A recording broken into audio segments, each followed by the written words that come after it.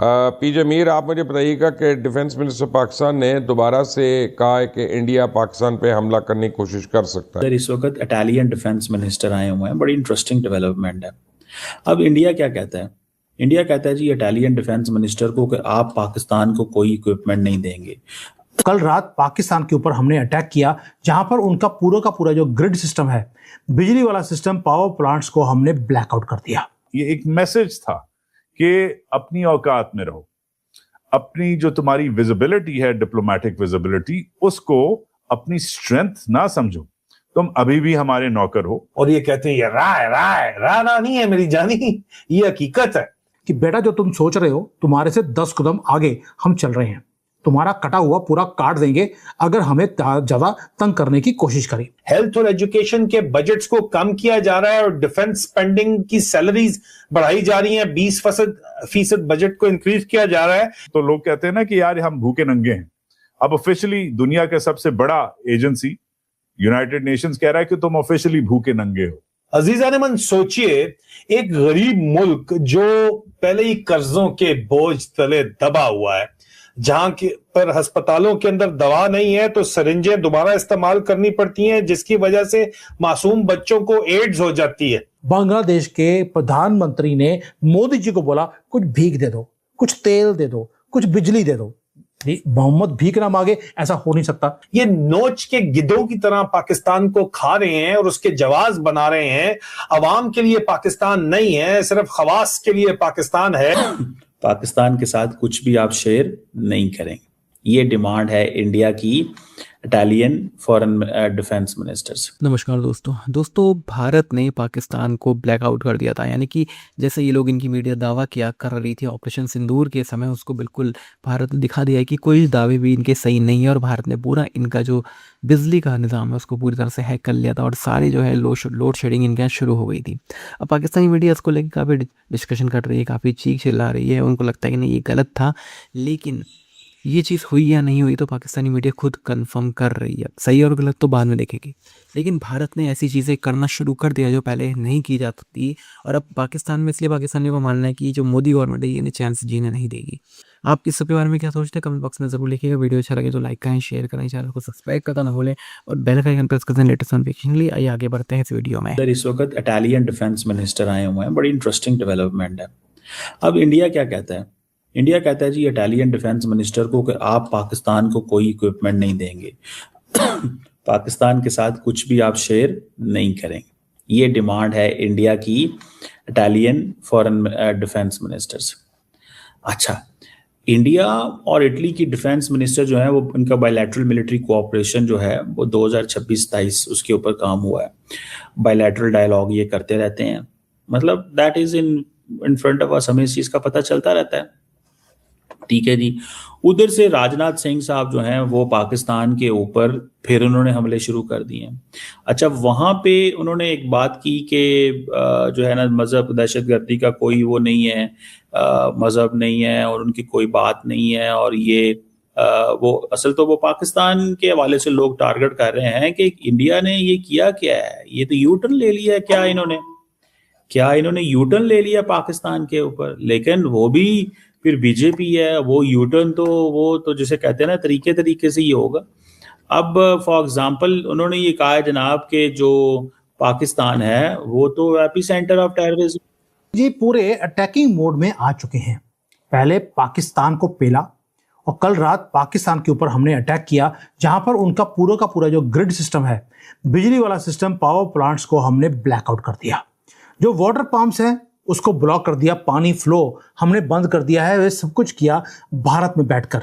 और जो उनका सबसे बड़ा टेररिस्ट था अफरीदी, उसको गोली मार दी। ये आखिरी आदमी था हाफिज सईद की पार्टी का। ऊपर से अब शुरू हो गए हैं बांग्लादेश के साथ इनको पेलने के लिए। अभी ये सारे काम तो हम कर रहे थे left and right of Bharat में, तो भारत में एक काम और हो गया। भारत में भी अजीत डोभाल जी ने मीटिंग करी है प्रधानमंत्री ऑफिस में जिहादियों को बुलाकर, यानी कि मौलवा मुफ्तियों को, और उन्हें बता दिया गया कि बेटा जो तुम सोच रहे हो, तुम्हारे से 10 कदम आगे हम चल रहे हैं। तुम्हारा कटा हुआ पूरा काट देंगे अगर हमें ज्यादा तंग करने की कोशिश करें। प्रैक्टिकली उनको दिखाना शुरू कर दिया कि तुम्हारे ही प्यारे पाकिस्तान और बांग्लादेश का कुछ काट दिया है। पहले काटा पाकिस्तान का, भाई कुछ और नहीं काटा, बिजली काटी है, पानी काट दिया। उसके बाद यानी कि पाकिस्तान को पेलने के बाद बांग्लादेश का नंबर भी इनको दिखा दिया भारत के जिहादियों को कि ये देखो तुम्हारा प्यारा बांग्लादेश। एक मैसेज गया है बांग्लादेश को प्रधानमंत्री से, और मैसेज बड़ा क्लियर था कि तुम्हारा एंड हमें करना आता है। बट हमने क्या मैसेज दिया वो मैं आपको बताऊंगा वीडियो के एंड में।